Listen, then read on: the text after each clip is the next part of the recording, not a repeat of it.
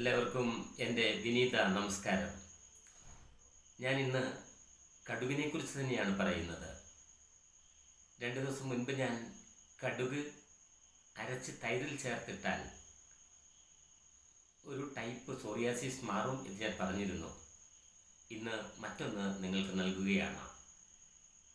ഈ കാലിൻ്റെ ഉപ്പൂറ്റിയുടെ പുറകിലുള്ള എല്ലിൻ്റെ വളർച്ച, പെരുവിരലിൻ്റെ എല്ലിൻ്റെ വളർച്ച, ടെന്നീസ് എൽബോ, കൈയുടെ ഈ മുകളിലുണ്ടാകുന്ന പെയിൻ, കഠിനമായ പെയിനൊക്കെ കുറയ്ക്കാൻ ഒരു 25 ഗ്രാം കടുകും ഒരു 25 ഗ്രാം മുതിരയും ഒരു നല്ല തുണിയിൽ കിഴി കെട്ടുക. ഒരു നന്നായിട്ട് ടൈറ്റ് ചെയ്ത് കിഴി കെട്ടുക. തീയിൽ ചൂടാക്കുക, അല്ലെങ്കിൽ ഒരു ചട്ടി അടുപ്പിൽ വെച്ചിട്ട് ആ ചട്ടി നന്നായിട്ട് ചൂടാക്കിയിട്ട് അതിൽ വെച്ച് ചൂട് പിടിപ്പിക്കുക. അതിനുശേഷം ഇതിൽ കുത്തി കൊടുക്കുക മെല്ലെ.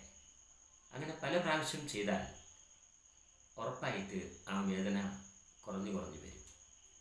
ഇത് വളരെ പ്രധാനപ്പെട്ട ഒരു നല്ല ലളിതമായ അറിവാണ് ഞാൻ നിങ്ങളുമായി പങ്കുവയ്ക്കുന്നത്. നിങ്ങളുടെ അഭിപ്രായങ്ങൾ കൂടെ രേഖപ്പെടുത്തണം.